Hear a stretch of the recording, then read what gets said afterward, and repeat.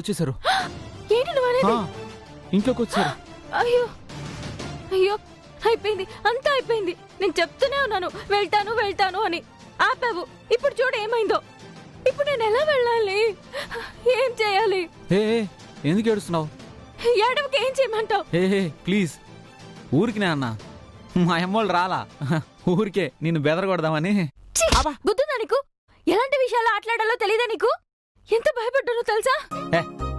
ఊరికేదో తమాషా చేద్దామని. ఏంటి తమాషా? నేను ఇంకా ఒక్క క్షణం కూడా ఇక్కడ ఉండను. అర్రే నేను గీత, వెళ్తున్నా. ఆగు గీత. నేను ఉండను.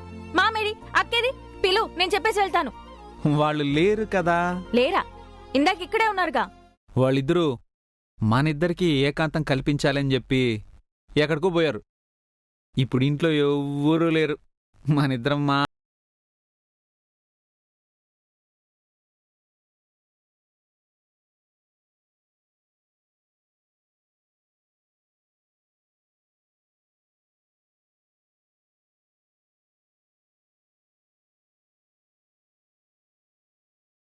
ఏదో ముద్దు ముచ్చట్లు ఉంటాయి కదా. చంపేస్తాను. ముచ్చట్లోకే ముద్దేంటి? చిన్న ముద్దు, ముత్తివంత ముద్దిస్తే చాలు. చంప పగులుతుంది, పర్వాలేదా? ఇప్పటికే 4-5 తూర్లు చంప బగలు కొట్టుండవు, గుర్తుండదా నీకు? సారీ. నీ సారీకి నేను ఒప్పుకోను. సారీ అంటున్నాను కదా. అప్పుడు నువ్వు చేసిన పనులు అలా ఉన్నాయి.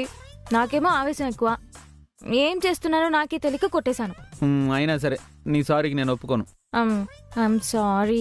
నిన్ను క్షమించాలంటే దెబ్బ తగిలిన బొగ్గ మీద ముద్దు పెట్టాలి. చంపేస్తాను. ఏంది చంపేసేదా? అప్పుడు కళ్యాణ మండపంలో చీకట్లో వచ్చి గుద్దుకొని లటక్కని బొగ్గ మీద ముద్దు పెట్టేసినవో, అప్పుడు నేను అవును అడిగానా? ఏం మాట్లాడుతున్నావు నువ్వు? అది యాక్సిడెంటల్ గా జరిగిపోయింది. అయినా సరే ముద్దు ముద్దే. సరే, ఓ పని చేస్తాను. నువ్వెట్ట ముద్దేవని అంటున్నావు కాబట్టి కళ్యాణ మండపంలో నువ్వు ఇచ్చిన ముద్దుని నీకు తిరిగి ఇచ్చేస్తా. అల్లరి ఎక్కువైపోతుంది. బాకీ ఉండకూడదబ్బా, తర్వాత మాట వస్తుంది. అప్పుడు ఒక ముద్దు ఇచ్చినాను, మళ్ళీ తిరిగి లేదని నువ్వు మధ్యస్థం పెడితే నేనేం చేసేది? తలాడ పెట్టుకునేదా? తీసేసుకో. రాక్షసి. రే గోవిందం,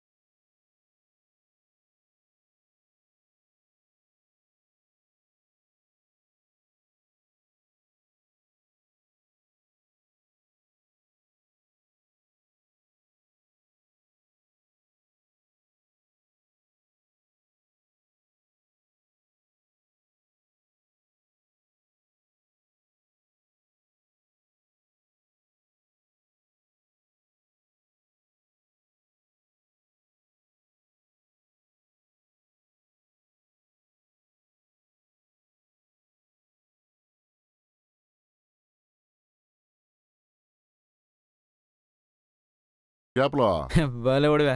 సిగ్గేదోకే.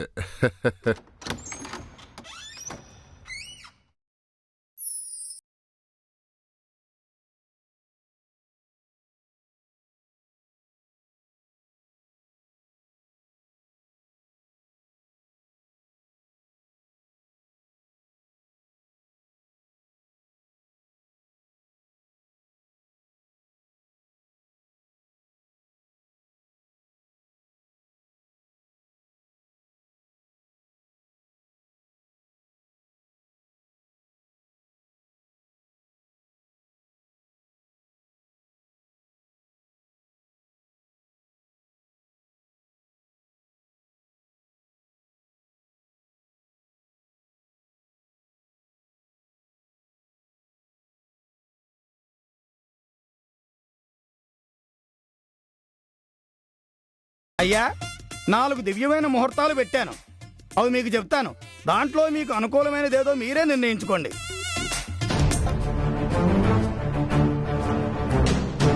రారా గోవర్ధన్. ఏంట్రా అప్పుడెప్పుడో ఫోన్ చేస్తే ఇప్పుడా వచ్చేది? డ్యూటీ కదమ్మా. ఏంటి పంతులు గారు వచ్చారు, ముహూర్తాలు అది ఇది అంటున్నారు? నిశ్చితార్థం అయిన తర్వాత పంతులు దేనికి వస్తారు గోవర్ధనం? పెండ్లి ముహూర్తాల కోసం పిలిపించినాం. ఈరోజు మా గోవింద్ పుట్టినరోజు. ఆడి పుట్టినరోజు కానుగ్గా ఆడికి సర్ప్రైజ్ ఇద్దామని. ఆడికి కూడా చెప్పకుండా మేం మాత్రమే ఇక్కడికి వచ్చినాం పెండ్లి ముహూర్తాలు పెట్టించుకునేదానికి. ఓ, మీరు మీ అబ్బాయి పుట్టినరోజుకి సర్ప్రైజ్ ఇవ్వాలనుకుంటున్నారా?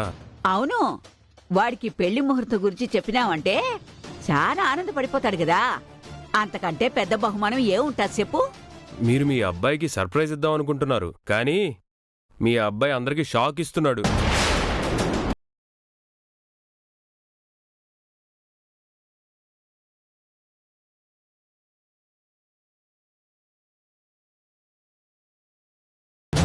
ఆ, ఏమంటాండా అబ్బాయి నువ్వు? ఇందాక రోడ్డు మీద పోలీస్ చెకింగ్ చేస్తుంటే మీ అబ్బాయిని కలిశాను. అవునా? ఈ రోజు మన గోవిందం బర్త్డే అని ఈ కుర్రోడు తెలియదు కదా, విష్ చేయడం మర్చిపోయి ఉంటాడు. అదేనా? విష్ చేయడం మర్చిపోతే షాక్ ఎందుకంటాను? అల్లుడు నీకు షాక్ ఇవ్వడం ఎందుకు గోవర్ధన్? అమ్మా, ముందు మీరు ఇలా అల్లుడు అంటాం ఆపేసేయండి. నేను చెప్పిన విషయం విన్నాక ఈ ముహూర్తాలు పెట్టాలో లేదో నిర్ణయించుకోండి.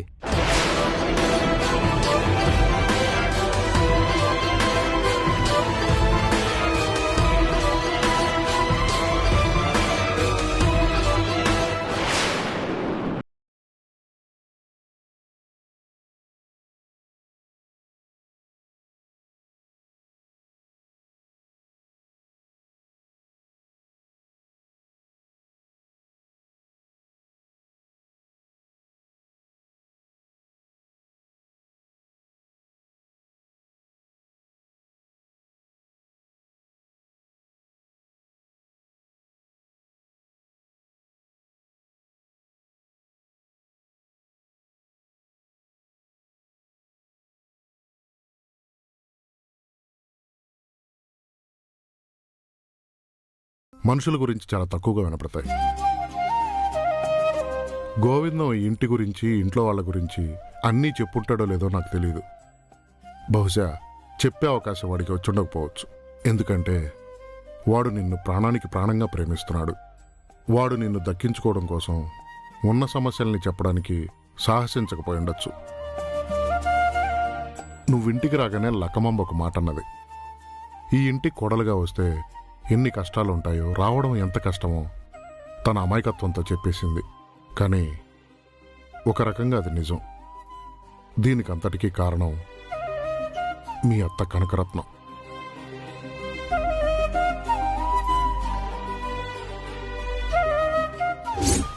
చూడు గోవర్ధనం, నువ్వేదైనా చెప్పదలుచుకుంటే సూటిగా చెప్పు. నా బిడ్డ ఏదో నేరం చేసినట్టు ఇట్ట ఎటకరంగా మాట్లాడితే ఏం బాగుండదు చెప్తున్నా. మీ అబ్బాయి చేసింది కూడా నాకేం బాగా అనిపించట్లేదు. మాలుడు ఏం చేసినాడు? ఆడంత మంచోడు ఇంకోటి దొరకడు తెలిసినా? అలా అనుకోనే నిశ్చితార్థం వరకు వచ్చింది. కానీ ఇవాళ ఎవరో ఒక అమ్మాయిని బైక్ మీద ఎక్కించుకొని తీసుకెళ్తారు.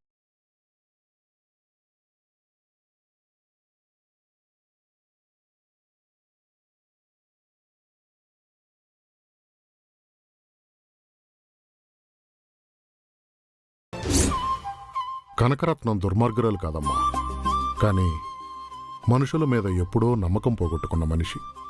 కనకరత్నం చిన్నతనంలోనే తండ్రి చనిపోయాడు. అప్పటికే బాగా బతుకుతున్న కుటుంబం. తండ్రి దానధర్మాల వల్ల కుటుంబం రోడ్డు పాలైంది. ఆయన చనిపోయే నాటికి వాళ్ల చేతిలో చిల్లిగవ్వలేదు. కనీసం ఆయన దహన సంస్కారాలకు కూడా రూపాయి లేని పరిస్థితి. ఆ పరిస్థితిలో మా అత్తగారు భర్త శవాన్ని ముందు పెట్టుకొని ఎప్పుడో దినో రోజున తీయాల్సిన తాళిని కూడా భర్త దహన సంస్కారాల కోసం తీసిస్తే దాన్ని తాకట్టు పెట్టి ఆయన దహన సంస్కారాలు చేశారు. ఆ మిగిలిన డబ్బులతోనే వడ్డీ వ్యాపారం మొదలుపెట్టి బ్రతుకు తెరువు ఏర్పరచుకున్నారు. ఒకప్పుడు కనపడ్డ వాళ్ళకల్లా సాయం చేస్తూ వచ్చిన కుటుంబం తండ్రి చనిపోతే దహన సంస్కారాలకు కూడా ఎవరూ ముందుకు రాలేదు. ఎవరూ ఏమాత్రం మానవత్వం చూపించలేదని అప్పుడే మీ అత్త కనకరత్నం మనసు విరిగిపోయింది. అప్పట్నుంచి డబ్బులుంటేనే మనుషులు, లేకపోతే మనిషికి విలువే లేదని కనకరత్నం చిన్నప్పుడే నిర్ణయం చేసుకుంది. తన చిన్ననాటి అనుభవాల వల్ల మనుషుల్ని ప్రతి ఒక్కరిని అలాగే చూడడం మొదలుపెట్టింది. తన తండ్రి దానధర్మాల వల్లే తన కుటుంబం అలా అయిపోయిందని, అసలు డబ్బనేది ఎవరికీ ఇవ్వకూడదని ఇస్తే అది డబ్బులు సంపాదించడానికి అవ్వాలని నిర్ణయం చేసుకుంది. దానివల్లే ఇప్పుడు ఈ కుటుంబం పరిస్థితి ఇలా ఉంది. తన పిసినారితనం, మొండితనం, పంతం అన్నీ ఎక్కువైపోయాయి. దానివల్ల తన మనుషులు కూడా ఎంత ఇబ్బంది పడుతున్నారో, ఎంత స్వేచ్ఛ లేకుండా బతుకుతున్నారో తను అర్థం చేసుకోలేకపోయింది. మీ అత్త తన కుటుంబం కోసం ఇదంతా చేస్తుంది. కానీ డబ్బులు కూడబెట్టి అంతా పోగేసి ఎవరికి ఏం సంతోషం మిగులుతుంది? మరి నువ్వు అడగల మా ఊడిని ఆ ఎమ్మె ఎవరని? అడిగా, ఫ్రెండ్ అని చెప్పాడు. ఆ ఎవరో ఫ్రెండ్ అయి ఉంటది, దీనిలో తప్పే ఉండదే. ఫ్రెండ్ అయితే మామూలుగా తీసుకెళ్లొచ్చు. మొహం చుట్టూ ముసుగేసేసి, మొహం కూడా తెలియకుండా కళ్ళజోడు పెట్టేసి దొంగచాటు వ్యవహారాలు నడిపించినట్టుగా నడపరు. చాలా మందిని చూశాను ఆ డ్యూటీలో.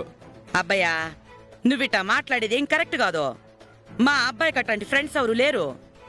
నువ్వు పొరపాటు పడుతున్నట్టుండవు. నేను చూశాను, నాకు కరెక్ట్గా అనిపించలేదు. మీరవన్నీ అతన్ని పిలిపించి అతన్ని విచారించి ఎవరో ఏంటో కనుక్కొని ఆ తర్వాత ముహూర్తాలు పెట్టుకుందాం. అనవసరంగా రిస్క్ తీసుకోదలుచుకోలేదు. రోజుకి ఇలాంటి కేసులు స్టేషన్కి బోల్డ్ వస్తుంటాయి.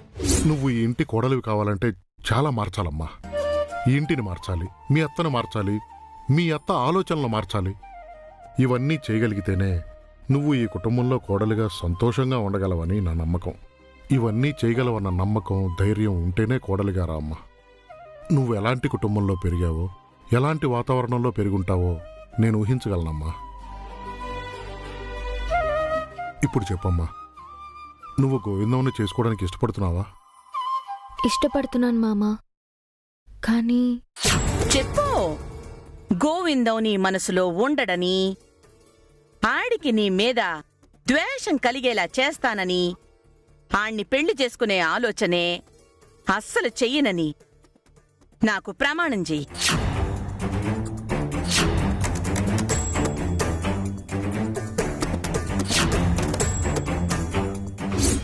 అన్నా, ముందు నువ్వు అన్నిటినీ నీ పోలీసు బుర్రతో చూడ్డం మానేసి. గోవింద్ గురించి నాకు బాగా తెలుసన్నా. చిన్నప్పటి నుంచి చూస్తున్నాను. గోవింద్కి చాలా మంది ఫ్రెండ్స్ ఉన్నారు. ఆ ఫ్రెండ్స్ ఎవరినో తీసుకెళ్ళుంటాడు. అది కాదు గౌతమి, ఫ్రెండ్స్ అయితే మరీ ముసుగేసుకొని తీసుకెళ్లాల్సిన అవసరమే ఉంది. నీకంత అనుమానం ఉంటే ముసుగు తీసి ఆ పిల్ల ఎవరో చూసి ఉండాల్సింది. వివరాలు కనుక్కుని మాకు చెప్పు ఉండాల్సింది. ఆ పని చేయడానికే నాకు సంస్కారం అడ్డొచ్చింది. అన్నా, నేను చెప్పేది అర్థం కాలేదా? గోవింద్ గురించి నాకు బాగా తెలుసు. అత్త, అన్నేదో తొందరపడి మాట్లాడాడు. ఇవేమీ మనసులో పెట్టుకోబాకండి. పర్లేదులే, ఎంతైనా పోలీసోడు కదా, ప్రతిదీ అనుమానిస్తాడు. పైగా అంతకంటే ముఖ్యంగా నీకన్నా చెల్లెల జీవితం అంటే ఆ మాత్రం భయంగానే ఉంటది కదా. ఎందుకైనా మంచిది ఓ తూరి అబ్బాయిని పిలిచి మాట్లాడదాం. అమ్మా, నేను చెప్తున్నాను కదా, గోవింద్ గురించి నాకు బాగా తెలుసని. ఇందాక కూడా మేం బయట కలిసాం. అప్పుడు అడిగితే ఫ్రెండ్స్ ని కలిసొస్తానని చెప్పాడు. అలా ఈ పుట్టినరోజు పూట ఎవరో ఫ్రెండ్స్ ని కలిసి ఉండొచ్చు, ఎక్కడ డ్రాప్ చేయడానికి తీసుకెళ్ళుండొచ్చు. మీరు అనవసరంగా ఈ విషయం మాట్లాడి గోవింద్ని అనుమానించడం నాకు ఇష్టం లేదు. గోవింద్ని నేను నమ్ముతున్నాను. ముందు ముహూర్తాలు పెట్టించండి. కోడలా, నువ్వు నా కోడలంటే వదినా ఏమంటావు? సరే, నా కూతురు ఏది ఆలోచించకుండా చేయదు. నా కూతుర్ని నేను నమ్ముతుండా, అట్నే కానియండి. ఏందండి ఇందాక నుంచి అందరూ ఇట్ట ఇట్ట చూసుకుంటా ఉన్నారు? ఏంది ప్రాబ్లము? జాతకాలు కలవలేదా ఏంది? అబ్బా, ముహూర్తాలు పెడుతుంటే ఎందుకు అపశకునంగా జాతకాలు కలవలేదంటావు?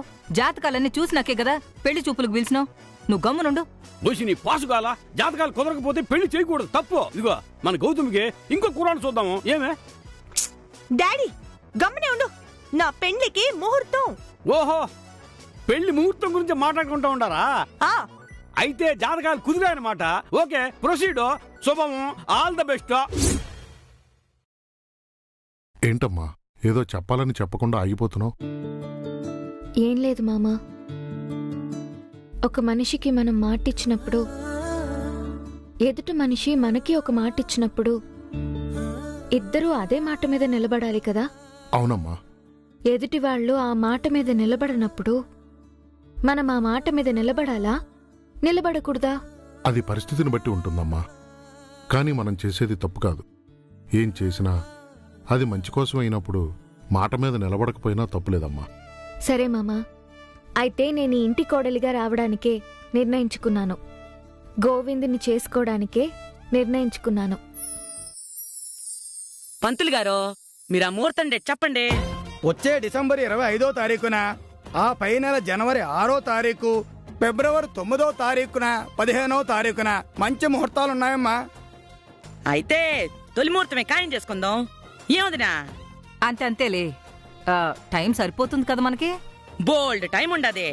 అయితే లగ్నపత్రిక రాసేమంటారమ్మా? రాసేయండి పంతులు గారు. మీరన్నట్టు ఈ ఇంటిని అత్తని మార్చడానికి నేనేం చేయగలనో అన్నీ చేస్తాను.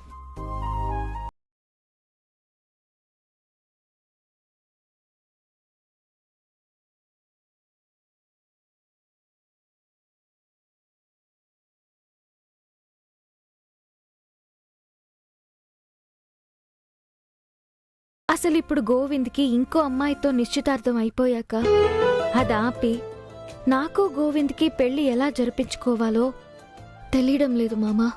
అమ్మా మీరు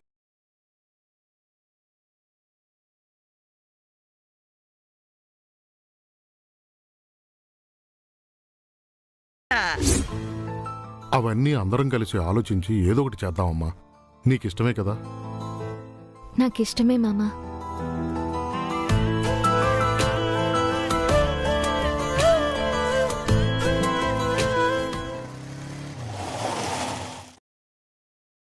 నా జన్మభూమి ఎంత అందమైన దేశము, నా ఇల్లు అందులోని కమ్మని ప్రదేశము, నా సామిరంగా హాయ్ హాయ్ నా సామిరంగా.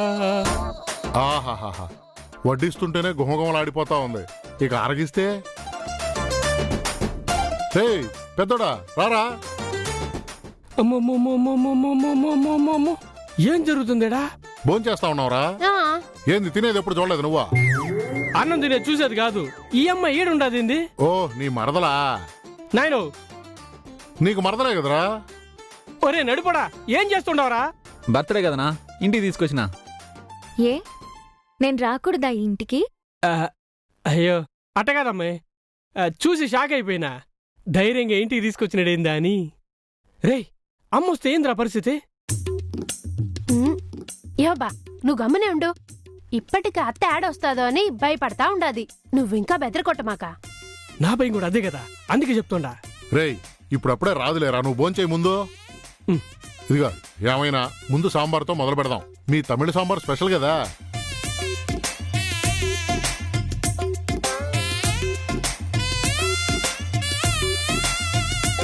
ఆహా, సాంబార్ ఏందమ్మా ఎంత కమ్మగా ఉందా?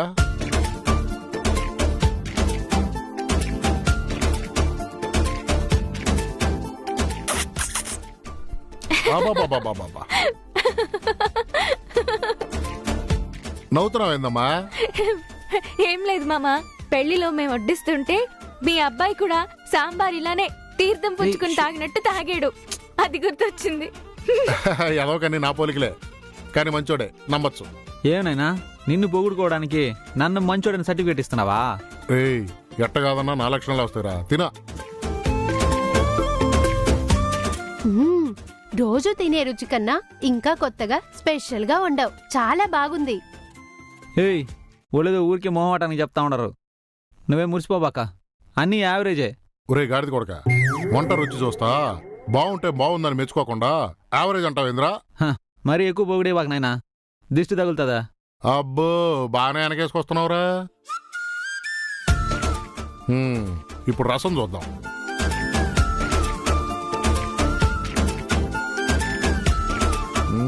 ఆహా, రసం అయితే నవరసాలకి ఏమాత్రం తీసిపోదమ్మా, ఇది అద్భుత రసం. ఇంకొంచెం వడ్డించుకోండి మామా. తింటా, రుచి బ్రహ్మాండంగా ఉన్నాయి. చూడు, ఫస్ట్ టైం నీ చేతి వంట తింటున్నా, పైగా ఈరోజు నా పుట్టినరోజు. నీ చేతితో ముద్ద తినిపివా? ఏంటి నువ్వు ఆపెట్టు చెప్తా. అరే నాయన, ఏంది నాయన బల్లి అంత పెద్దగా అయిపోయిందా? యాడ్రా మీరు చూస్తా ఉంటే ఆనే ఉంటుందా ఏంది? ఎప్పుడో వెళ్ళిపోయింది. తినండి తినండి. ఏయ్ ఒక్క ముద్ద పెట్టవా? అరే మళ్ళీ బల్లి వచ్చినదా? యాడ్రా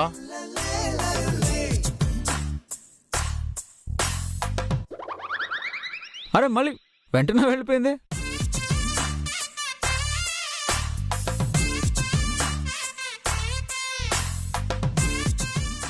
ఇంకొక ముద్ద పెట్టవా? హే కమ్మునుండు.